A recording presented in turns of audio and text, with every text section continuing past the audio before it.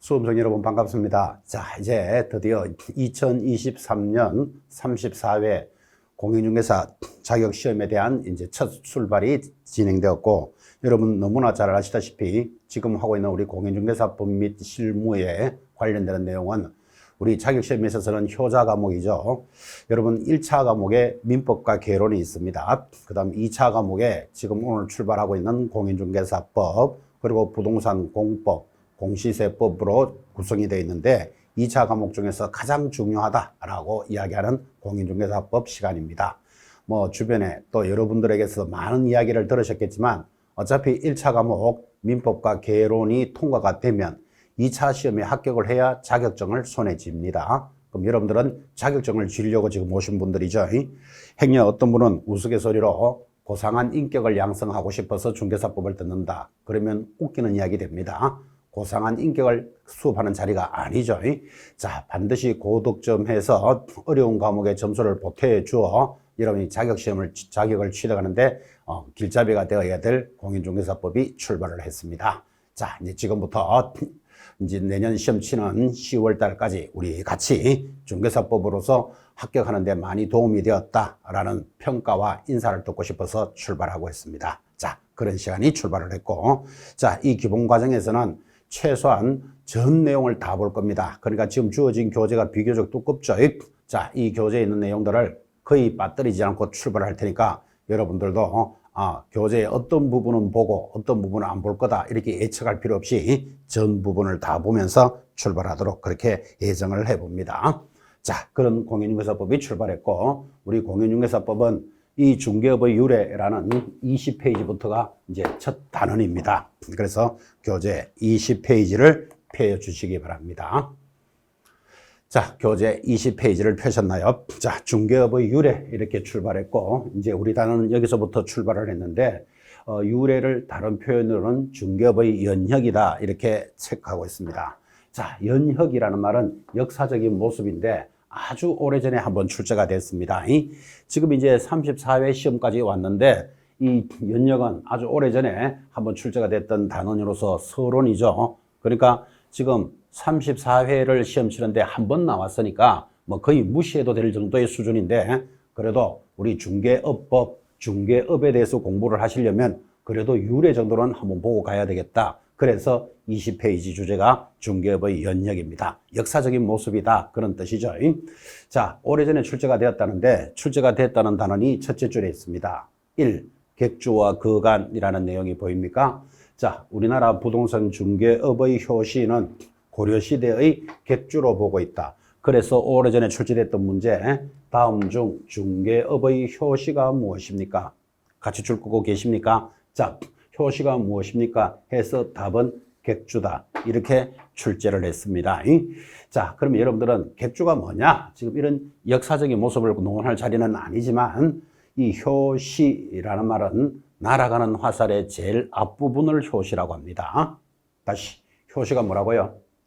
날아가는 화살의 제일 앞부분. 여러분, 화살을 핑 쏘면 얼마나 빨리 날아갑니까? 자, 그 빨리 날아가는 화살의 제일 앞부분을 효시라고 하니까 어떤 사건이나 사안에 있어서 가장 처음 만나는 것을 효시라 부르고, 우리 중개업은 어디서부터 출발했다? 객주로부터 출발했다라는 게 출제 문제였습니다. 자, 출제가 무슨 뜻이냐를 굳이 옆에 설명해 주지만 참고로 보시기 바랍니다.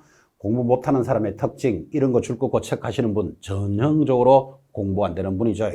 자, 우리는 법을 공부하는 분들은 역사적인 모습은 큰 의미는 없다 그랬잖아 지금, 그죠? 그래서 가볍게 접근하시되, 자, 객주란 타인이 위탁한 상품을 판매하거나 사금융 등의 업무를 수행하는 객상주인을 말한다. 그래서 이 객주라는 말은 원래 본 제목은 객상주인하고 같은 말이에요.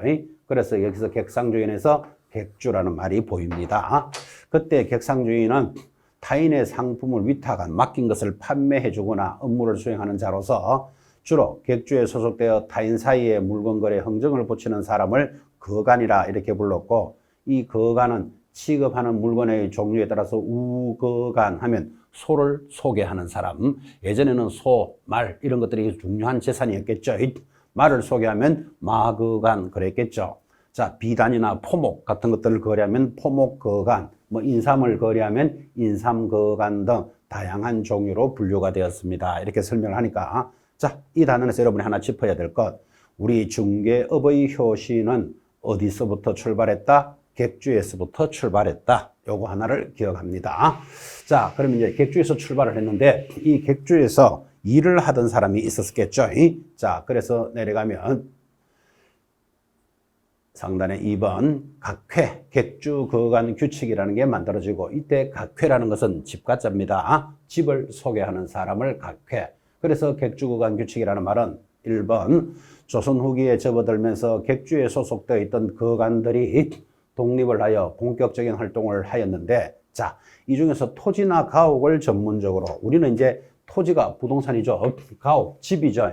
그래서 이제 부동산을 관리하는 사람들하고 놀아야 되지 뭐 소를 소개하는 사람, 말을 소개하는 사람 이런 것들은 우리하고 의미는 없죠.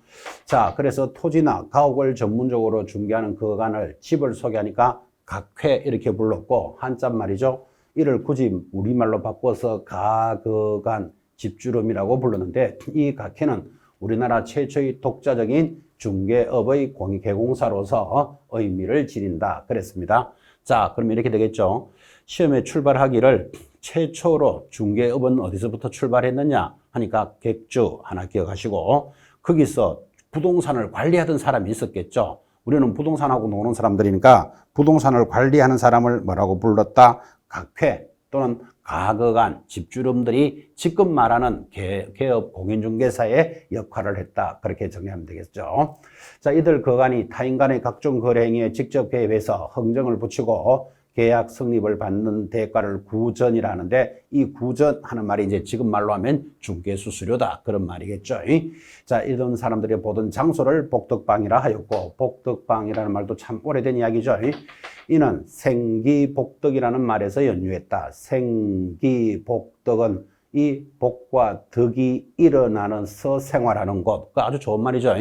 복덕방이라는 장소는 뭐라고요? 복과 덕이 일어나는 장소다. 여기에서 연주한 것으로서 가옥과 토지를 풍수지리 등에 입각하여 잘 중개하여 당사자에게 복과 덕을 불러일으킨다는 말에서 유래한 것이다. 이랬습니다. 자, 그러니까 객주에서부터 출발했고 객주에서 일을 하던 사람을 각회 또는 가거간이라고 불렀는데 그런 사람들이 일하던 장소가 복덕방이었다. 지금 여기까지 가볍게 온 겁니다. 자, 서론이니까 가볍게 들으셔도 되겠습니다. 자, 이렇게 하여 이제 3번 거간업이라는 것은 관의 규제를 받는 자유영업제, 규제를 받지 않는 자유영업제였던 관계로 거간업이 난립하여 대민 피해가 속출해 주자 이제 여기에 대해서 뭐가 만들어졌다? 객주 거간 규칙이라는 걸 만들어서 자, 서울에 있는 사람은 서울 물건만 거래하고 부산에 있는 사람은 부산에 있는 물건만 거래하자. 아니니까 너무 혼란스럽더라 그런 뜻이죠. 그래서 규칙이 하나 만들어졌고 이때 객주 거간 규칙에 여러분들은 밑줄을 하나 딱 끄시고 그것을 최초의 법이라고 볼 수 있다. 이제 이렇게 소개를 해줬습니다.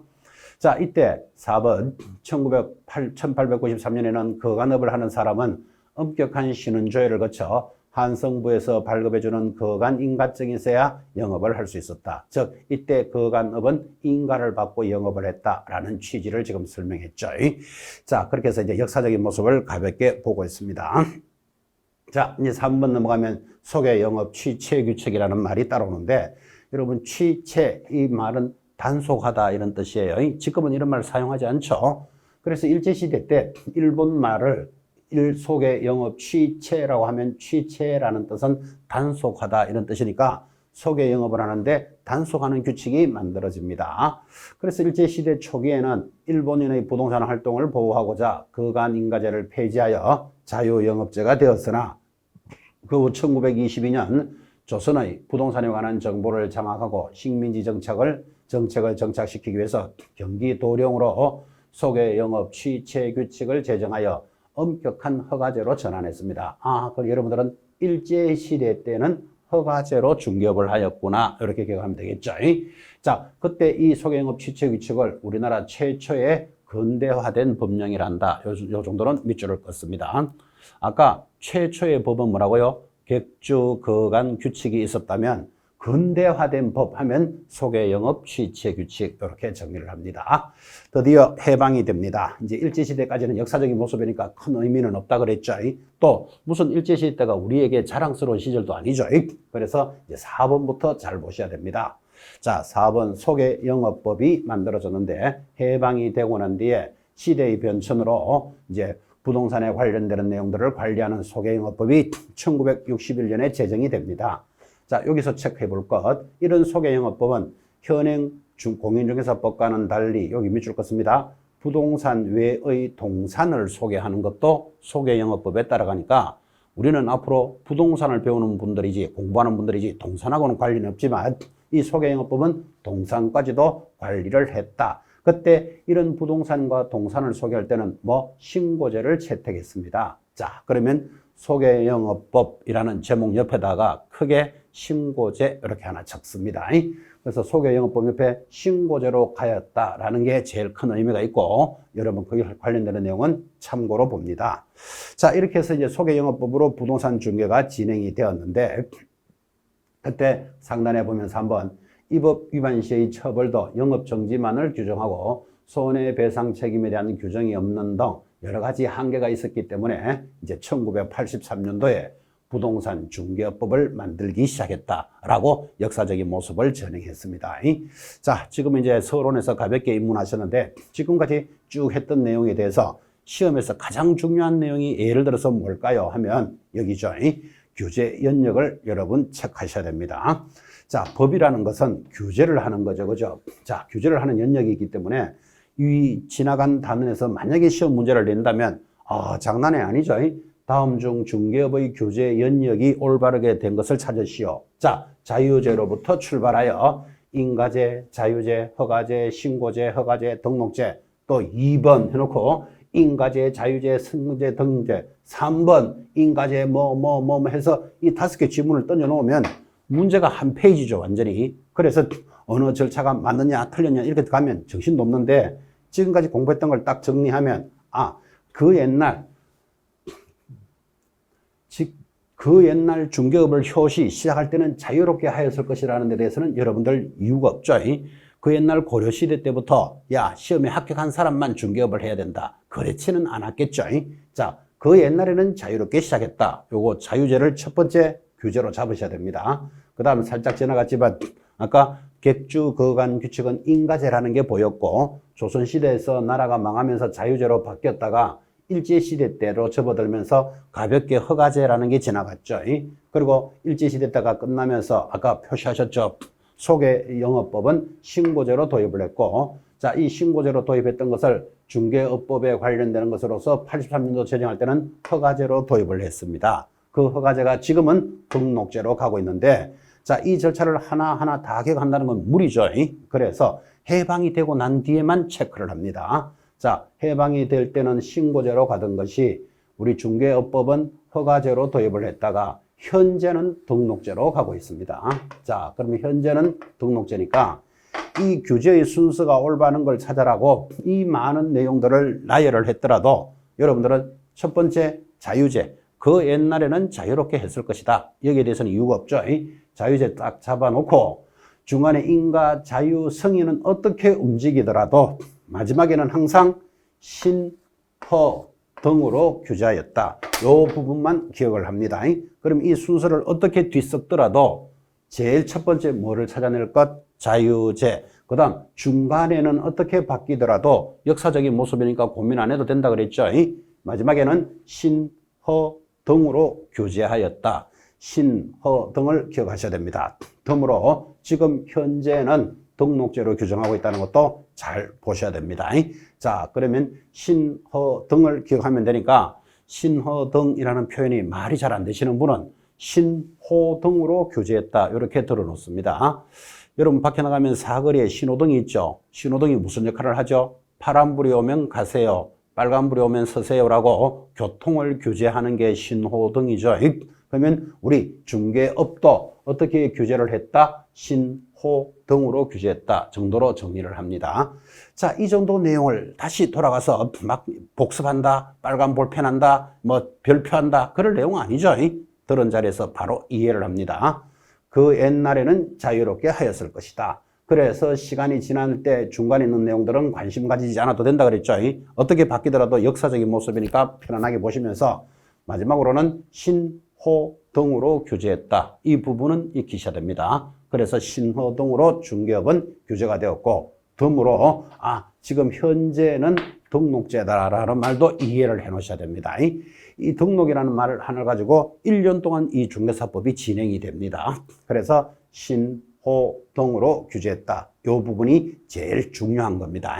자, 지금 서론에서는 가볍게 잡아야 될 것이 여기 규제의 연역, 법을 배우는 분들은 규제의 연역에 대해서 정리를 했으니까 그 부분을 잘 익히셔야 됩니다.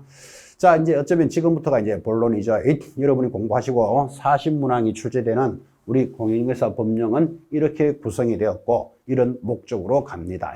자, 어차피 서론이기 때문에 큰 의미는 없지만 그래도 이 구성이라든지 목적에 대해서는 잘 기억을 해 놓으시면 앞으로 공부하는 데 큰 도움이 될 겁니다. 그래서 이 기본 과정에서 가장 먼저 서론으로 짚고 있습니다. 자, 이 법은 이렇게 구성이 됐습니다.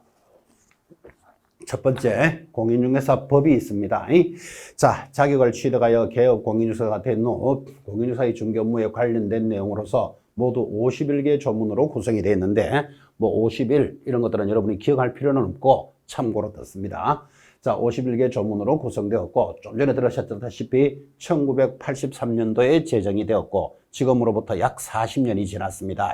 그래서 83년 기준으로 올해가 이제 2023년 여러분들은 이제 34회를 시험 치는 수험생들인데 83년에 제정이 됐으니까 40년 동안 중개법이 개정을 했습니다. 그래서 여러 차례 개정을 통해서 2014년 10년 전에 이름을 공인중개사법으로 바꿨다라는 게 공인중개사법의 내용입니다. 그냥 가볍게 보셔도 됩니다. 자, 이 공인중개사법에 따라서 뭐가 만들어져 있다? 시행령이 만들어져 있습니다. 자, 시행령을 다른 표현으로는 대통령령 하니까 기초과정에서 이 정도는 기억하셔야 됩니다. 자, 시험 공부를 하심에 있어서 어떠한 내용은 시행령에서 규정하고 있다. 오죠. 근데 이 말을 이 어떠한 내용은 대통령령으로 규정하고 있다. 같은 말입니다.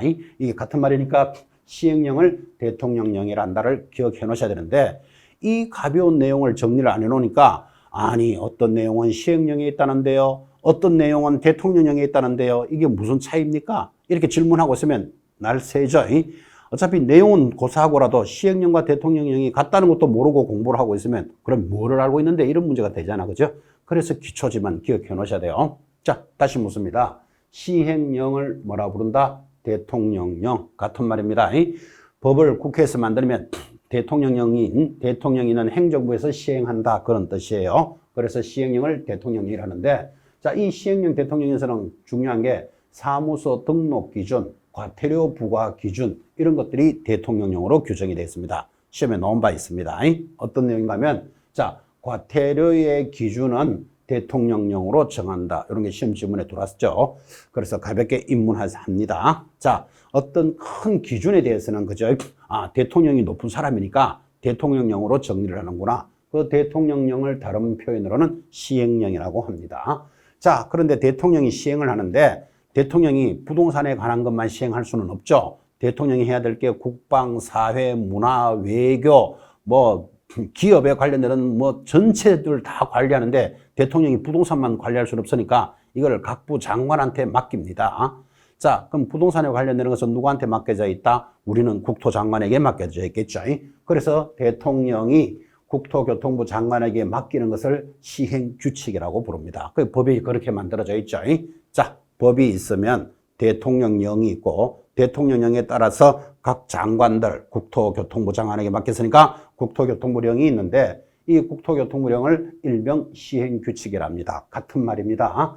자, 그래서 대통령령에서 위임된 사항에 대해서 정리를 하는데 그 시행규칙 국토교통부령에는 자격정지와 업무정지 기준 모든 서식은 국토교통부령으로 정합니다. 자, 여기서 여러분 좀 기억할 것. 여러분 자격정지를 받습니다. 여러분들은 공인중개사 자격증을 준비하는 분들이죠. 운전면허 정지되었다 이런 말 들어보셨죠? 면허 정지라든지 업무 정지, 정지에 관련되는 기준은 어디서 정한다? 국토교통부 장관이 정했다. 이 부분이 중요하다 이 말이에요. 그리고 모든 서식은 자, 우리 중개사법의 법에 따라서 모든 서식들이 있죠. 어떤 서식이 있을까요? 자, 첫 번째, 여러분 시험에 합격하시면 공인중개사 자격증을 받게 되잖아요. 그죠? 자격증도 서식이잖아요. 이것도 법으로 만들어져 있겠죠. 영업을 하기 위해서는 등록을 합니다. 그러면 등록증, 옛날 말로 하면 영업허가증 이런 게 있겠죠. 그런 허가증이나 등록증도 서식이니까 국토교통부령으로 정합니다. 자, 우리 중개대상문에 대해서 물건을 설명하는 것을 확인설명서라고 합니다. 물건에 대해서 설명을 하면 확인설명서가 나오겠죠. 확인설명서도 법으로 만들어져 있지 아무렇게나 쓸 수는 없잖아요. 이런 모든 서식은 국토장관으로 정하니까 이것도 아주 재미있죠. 그래서 정지에 대한 기준, 업무 정지와 자격 정지, 그 다음 모든 서식은 국토장관이 정한다. 이렇게 기억을 합니다. 이런 부분들은 상당히 시험에서 애매한 부분이기 때문에 이거를 여러분들은 이 자격 정지나 업무 정지의 기준과 서식을 대통령령으로 정한다 또는 시행령으로 정한다. 문제가 만약에 이렇게 나온다면 장난 아니죠. 자, 어떠한 내용이 어디 있느냐를 지금 묻고 있다 이 말이에요. 그러면 무슨 내용이 어디 있느냐를 다 공부할 수는 없지만 문제가 들어올 수 있는 게 딱 정해져 있다니까요. 그 중에서 특히 정지의 기준과 모든 양식은 서식은 국토교통부령이니까 아예 기억하시기를 대통령의 쫄병인 국토장관이 양식을 만드는구나 이렇게 기억을 합니다. 이미지화 시킵니다. 쪽팔리게 대통령이 양식 안 만듭니다. 대통령의 쫄병인 장관이 모든 서식과 정지 기준을 정한다 해서 요거는 시행규칙 국토교통부령으로 있다는 요 부분은 좀 의미 있게 봐놓으셔야 됩니다. 요 3번이 시험에서 잘 들어오죠. 자, 그렇게 해서 이제 법의 구성에서 법과 시행령 그리고 시행규칙이라는 내용을 보고 있는데 우리 범위에는 하나가 더 있습니다. 4번 보시면 공인중개사의 매수신청 대리 등록에 관한 규칙을 일명 대법원 규칙이라고 합니다. 이건 대법원 규칙에 따라서 경매 업무를 하게 됩니다. 그래서 이 역시 매수신청에 관한 내용도 여러분 당연히 우리 같이 공부하게 되고 여기서도 경매에 관련되는 문제가 반드시 출제가 되는데 자, 개공사는 경매 부동산에 대한 권리 분석, 취득의 알선, 입찰 신청의 대리, 매수 신청 대리를 할 수 있고 이 중 법률 행위에 해당하는 입찰 신청의 대리와 매수 신청 대리 행위는 지방법원에 등록을 하고 전 4장 23개 조문으로 구성이 되어 있습니다. 자, 여러분 몇 개 조문으로 되어 있다. 이건 큰 의미는 없고 매수 신청에 관한 내용을 일명 뭐라고 부른다? 대법원 규칙이라 하고 대법원 규칙은 경매 부동산에 관련되는 내용을 관리한다. 우리 공부도 하게 되고 또 여러분 상당히 관심도 많이 가지게 될 겁니다. 자, 그래서 대법원 규칙까지 이 4번까지가 이제 우리 시험 범위입니다. 그래서 이를 우리 중개사법의 성격이다 이렇게 이야기를 하죠. 자, 그렇게 해서 이제 대법원 규칙까지 우리 법의 구성이었다고 보면 이제 드디어 서론호설은 두 번째입니다. 중개사법의 법적 성격이 나타납니다. 이 법적 성격은 시험에도 들어온 적도 있습니다. 여러분 성격을 수업할 때마다 항상 이런 이야기를 합니다. 여러분 아시다시피 사람도 나름대로 성격이 다 있잖아. 그죠? 여러분 수업을 듣고 계시는 여러분 자기 스스로는 성격이 어떻다고 생각하십니까? 자, 어떤 사람은 차분한 성격이다. 또는 어떤 사람은 까칠한 성격이다. 또는 활달한 성격이다. 나름대로 자기 성격이 다 있겠죠. 자, 사람도 나름대로 성격이 있듯이 법에도 성격이 있습니다. 근데 이 법의 성격은 모두 4가지로 나타납니다. 그래서 이게 시험용이 되는 겁니다. 자, 우리 중개사법은 어떤 성격이 있을까요? 하니까 첫 번째, 부동산 중개업에 대해서는 일반법적 성격이다. 일반법을 일명 기본법이다라고도 이야기합니다. 자, 그럼 일반법, 기본법이 무슨 뜻이냐? 그러니까 공인중개사법은 중개 업무에 관한 일반법적 성격을 지니고 있고 따라서 부동산 중개에 관한 다른 법의 규정을 있는 경우를 제외하고는 공인중개사 법령의 규정을 우선한다. 즉 한마디로 말하면 중개업에 관해서는 우리 법이 일반적인 법이다 그 말이에요. 그러니까 여러분들은 중개업을 하면서 변호사법, 도로교통법 이런 거 보지 않는다 이런 뜻이에요. 그래서 중개업에 관해서는 가장 기본이 되는 법이 뭘까요? 하면 공인중개사 법령이다. 그래서 우리는 이를 일반법적, 기본법적 성격이다 이렇게 부릅니다. 자, 이제 넘어가면 두 번째, 이 법은 민법과 상법에 대해서는 특별법적 성격인데 여기서 여러분들이 특별법에 초점을 잘 맞추시기 바랍니다. 자, 초등학교는 아니고 중고등학교 시절에 예를 들어 본 사회 수업 시간에 특별법 우선의 원칙 이런 거 공부합니다. 특별법이 뭐냐 하면 일반법과 특별법이 충돌을 하게 되면 어느 법을 먼저 적용하느냐? 그때 특별법 우선의 원칙이 적용되는데 만약에 우리 공인중개사법의 성격은 민법하고 상법이 서로 충돌을 하게 된다. 그러면 어느 법부터 적용할까요? 중개사법부터 먼저 적용합니다. 그래서 이것에 비해서 우리 법은 특별법적 성격이다. 이 특별법이라는 개념은 법을 해석함에 있어서 중요하기 때문에 기억 하나 하셔야 됩니다. 자, 볼까요? 중개사법은 개공사와 의뢰인 간의 법률 관계를 규율하는 것을 내용으로 하고 민법상에서는 민사중개에 관한 별도의 규정을 갖고 있지 아니하므로 민사중개별로 각 개별법이 원칙적으로 적용되고 이 민법은 보충적으로 적용을 받습니다.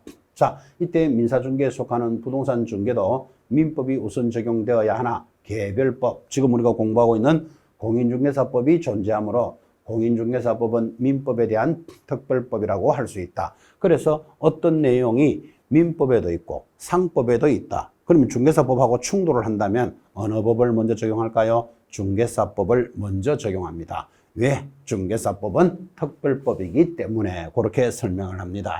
그래서 우리 중개사법은 첫 번째 기본법이면서 일반법적 성격이죠. 중개에 대해서는 가장 기본이 되는 법이고 민법이나 상법과 충돌을 하게 되면 특별법적 성격으로서 우리 중개사법이 먼저 적용되는 성격입니다. 자, 그때 세 번째 성격으로서는 사회법, 중간법적 성격인데, 자, 요 사회법이라는 것은 사회가 발달하면서 만들어지니까 사회법이랍니다. 그걸 일명 중간법이라고 부르는데, 자, 중개사법은 일반 사인들 간의 재산상의 거래 행위에 대해서 중개 행위를 규율하여 공정한 부동산 거래 질서를 확립하여 국민 경제에 이바지함을 목적으로 중개업에 관한 공적 규정을 인정하는 공법적인 제도. 공법이라는 게 국가가 통제한다 이런 뜻이에요. 예를 들어서 개설 등록이나 지도, 감독, 명령, 행정처분 이런 것들이 공법적인 요소라면 개인과 개인에 관련되는 것을 사법적 요소로 합니다. 사법은 중개계약이나 손해배상 책임, 자기가 잘못을 하면 손해를 책임져야 된다. 이런 사법적 영역의 성격이 서로 공존하는 가치 있는, 즉 공익 실현을 위해서 사적 자치에 공적인 개입을 허용한 사회법적 성격을 지니고 있습니다. 그래서 우리는 이 중개사법의 성격을 사회법이다 또는 중간법이다 라고 부르는데, 자, 한마디로 사회법, 중간법은 지금 내용을 많이 읽었지만 공법적인 요소와 공법에 동그라미 합니까? 그 다음 사법적인 요소, 사법에 동그라미 합니까? 그래서 공법과 사법이 섞여 있는 중간법이다. 지금 이렇게 성격했고, 이 중간법이라는 성격은 사회가 발달하면서 만들어지니까 일명 사회법적 성격이다. 그렇게 이야기했죠. 자, 이제 네 번째 이 법은 국내법적 성격입니다. 가볍죠? 자, 국내에서만 효력을 갖는 국내법적 성격이다. 항상 이 수업을 할 때마다 여러분들은 이 중개사법에 따라서 공인중개사 자격을 취득했으면 우리 중개사법은 우리 국내에만 적용하지 일본에 있는 아파트는 하나 팔러 갈까요? 그런 말 하면 안 됩니다. 이렇게 이야기합니다. 외국에는 적용하지 않습니다. 그래서 국제법이 아닌 국내법적 성격이다. 지금 이렇게 정리를 했죠. 자, 여기까지가 이제 중개사법의 성격인데 지금 화면이 넘어가고 있고 여러분들은 교재를 보고 계시지만 중개사법의 성격은 비교적 중요한 것이 네 가지로 떨어지기 때문에 체크하셔야 돼요. 첫 번째, 자, 교재 보지 말고 대답 한번 해보시죠. 우리 공인중개사법은 첫째, 기본법적 성격이다. 이 기본법을 일명 일반법적 성격이다 그랬죠. 두 번째, 민법이나 상법보다는 먼저 해석하는 특별법적 성격이다. 특별법 중요하다 그랬습니다.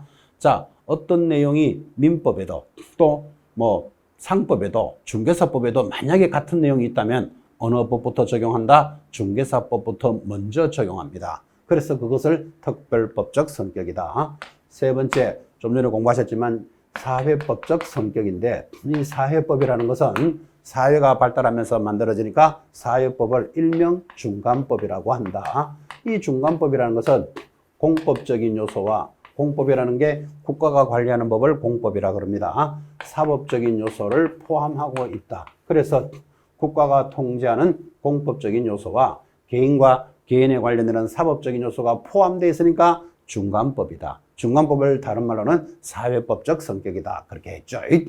마지막 네 번째, 이 법은 국내법적 성격이니까 국내법이라는 것은 여러분들이 이 제도에 따라서 자격증을 취득해서 미국에 있는 일본에 있는 아파트 하나 팔러 갈까요? 하면 안 됩니다. 이렇게 이야기했죠.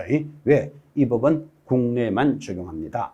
자, 이렇게 해서 성격을 네 가지로 정리하는데 여러분들은 앞으로 네 가지 하면 이건 시험 문제다. 이렇게 기억하셔야 됩니다.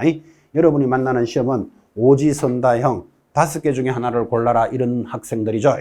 그러면 하나, 둘, 셋, 네 가지에다가 쓸데없는 걸 걸어놓고 다음 중 해당되지 않는 놈을 찾으시오. 단골 문제죠. 자, 그래서 이제 우리 이 공인중개사법뿐만 아니라 여러분들은 자격시험을 준비하는 데 있어서는 오지선다형을 공부하는 학생들이니까 항상 어떤 느낌을 가지셔야 되는가 하면 어떤 주제가 하나, 둘, 셋, 넷 또는 하나, 둘, 셋, 넷, 5개 이렇게 떨어지면 이건 바로 문제를 만들 수 있구나 하여 중요하다라는 느낌을 가지셔야 됩니다.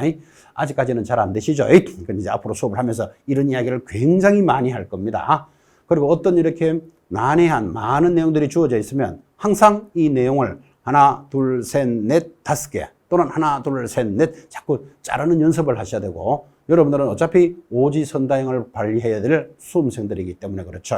우리 중개사법에서 이렇게 훈련이 잘 되면 이제 다른 과목 민법이라든지 학계론이라든지 부동산 공법도 서서히 스스로 한번 적용도 해보시기 바랍니다. 일단은 우리 중개사법에서 성격이 내용 자체가 크게 중요하다기보다는 이런 성격이 모두 몇 가지로 떨어졌다, 네 가지로 떨어지니까 바로 문제가 됩니다. 이런 내용들을 의미 있게 잘 보셔야 됩니다. 서론 과정에서는 이제 이 중개사법의 구성은 법령이 있고 거기에 시행령, 시행규칙이 있습니다. 이런 내용도 중요했다면 이 중개사법의 성격은 네 가지로 떨어지기 때문에 문제에서 중요하다 이 말이에요. 네 가지 성격 옆에다가 실체법 이런 거 하나 딱 걸어 놓습니다. 해당되지 않는 거 찾으시오. 단골 문제가 들어오니까 접근을 할 때 성격은 시험 내기가 좋구나 이렇게 의식을 하셔야 됩니다. 자, 그렇게 해서 이제 여러분들은 이 법의 성격까지를 공부하셨고 드디어 제1조를 공부합니다. 자, 우리 제1조는 공인중개사법령의 제정 목적입니다. 그래서 제1조를 법령의 목적인데 자, 그래도 이 법을 공부하시는 분은 제1조는 그래도 알아야 안 되겠습니까? 자존심이죠. 자, 이 독특한 단원 1조는 제1조 목적에 대해서는 1회 시험으로부터 지금 여러분들은 33회 시험이 끝났고 여러분들은 34회를 준비하는 수험생들인데 약 이 1조 목적에 대해서는 12번이 출제가 됩니다. 굉장히 출제가 많이 됐죠. 여러분 지금 약 30회를 시험 치는데 몇 번 나왔다고요? 12번이 나왔다 그랬잖아요. 그러면 한 2, 3년 꼴로 한 번씩 시험에 냈다고요. 그러면 목적은 아주 자주 출제되는데 최근 10년간은 출제가 안 됐었습니다. 그러면 예를 들어서 23회 때까지는 12번이 나오려면 2년에 한 번 꼴로 출제했겠죠. 그러면 2년에 한 번 꼴로 출제했다는 말은 아예 수업할 때마다 매년 나옵니다. 이렇게 강조를 합니다. 이거 2년에 한 번 나오거든요. 3년에 한 번 나오니까 3년에 한 번씩만 공부합시다. 그렇게 얇게 공부할 수는 없죠. 그래서 제1조 목적은 첫 번째 접근하실 때 아주 빈도가 높았다. 이거 의식해 놓으셔야 됩니다. 자, 그러면 이렇게 이제 우리 법 공부를 함에 있어서 제일 첫 번째 출발하는 1조는 약 10몇 번이 출제가 됐다는데 그런 1조의 내용이 무엇일까요? 자, 1조 기억하셔야 됩니다. 이 법의 제1조 목적은 이 법은 공인중개사의 업무 등에 관한 사항을 정하여 하니까 일단 공인중개사를 체크하셔야 됩니다.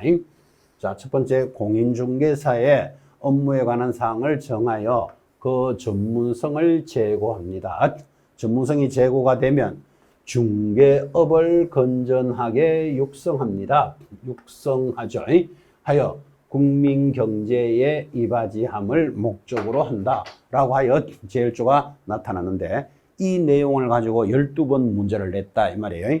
그러면 지금까지 이 내용에 대해서 12번 문제가 나왔으니까 분석이 다 돼 있겠죠. 자, 그리고 여러분 지금 표시를 했지만 표시를 몇 개 했죠? 5개라는 거 보이십니까? 왜 5개라는 걸 또 강조하죠? 여러분들이 어차피 이 단어를 가지고 시험 문제에 만난다면 오지선다형으로 만날 수밖에 없다니까요. 그러면 만약에 이걸 가지고 문제를 낸다면 5가지로 가르는 연습을 해야 된다. 그래서 지금 표시를 했죠. 첫째, 공인중개사의 업무에 관한 사항을 정하여 전문성을 제고하는데, 이제 오늘 계속 공부하시겠지만 공인중개사가 아닌 소속 공인중개사 이렇게 들어가면 틀리죠. 또 개업 공인중개사도 틀리죠. 공인중개사의 종류가 세 종류가 있습니다. 몇 종류가 있다고요? 세 종류가 있습니다. 아마 이 수업을 처음 공부하시는 분은 무슨 공인중개사가 세 종류나 있을까요? 하지만 공부하게 되는데, 세 종류. 첫 번째 공인중개사가 있습니다. 두 번째 소속 공인중개사, 세 번째 개업 공인중개사도 있습니다. 그래서 공인중개사가 세 종류가 있는데, 이 중에서 공인중개사를 관리하고 있습니다.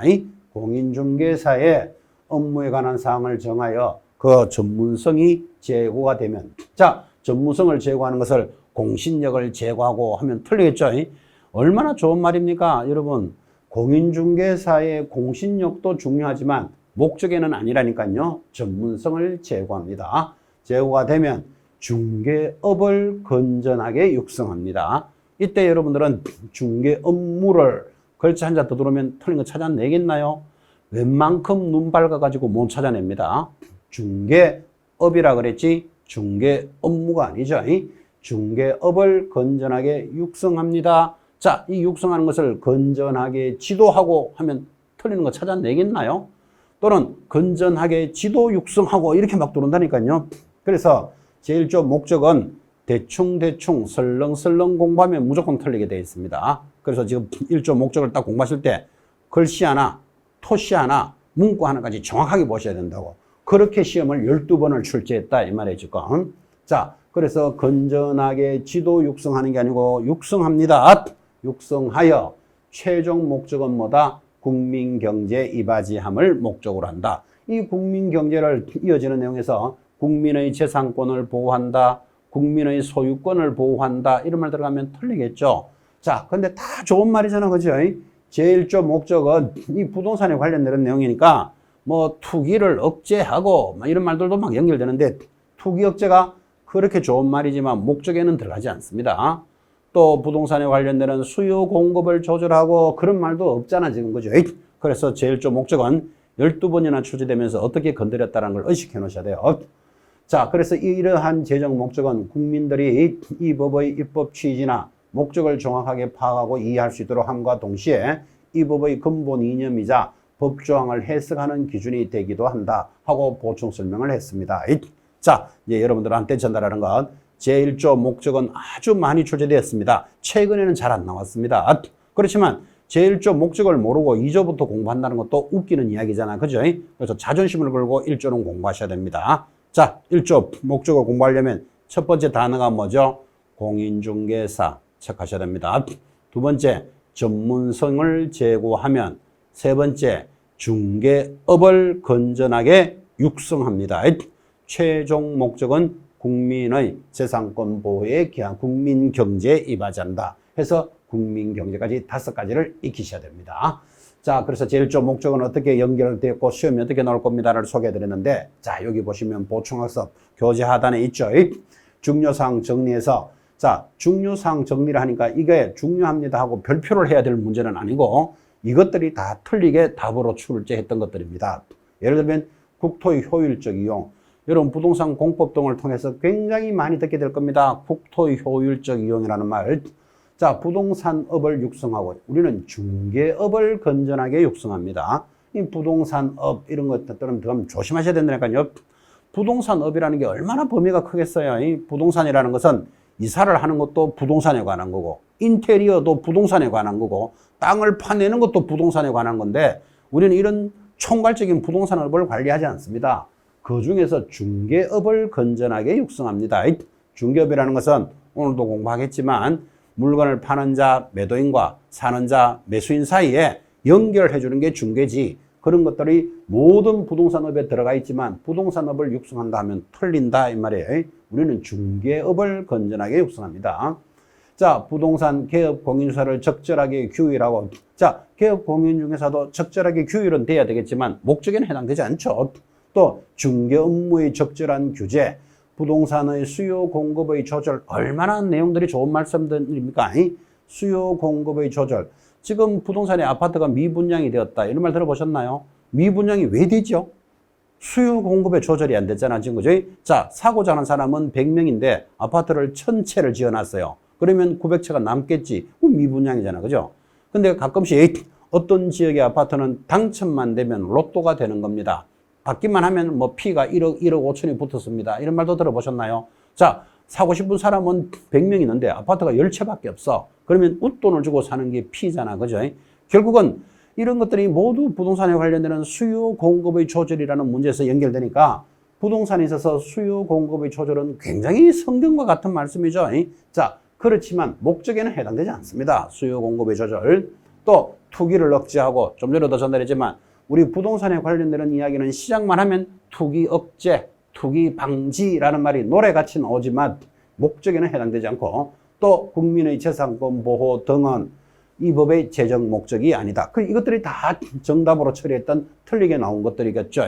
그래서 이 중요사항 정리라는 말은 이것들을 별표하는 게 아니고 주어진 제1조를 여러분은 정확하게 보셔야 됩니다를 다시 한번 강조합니다.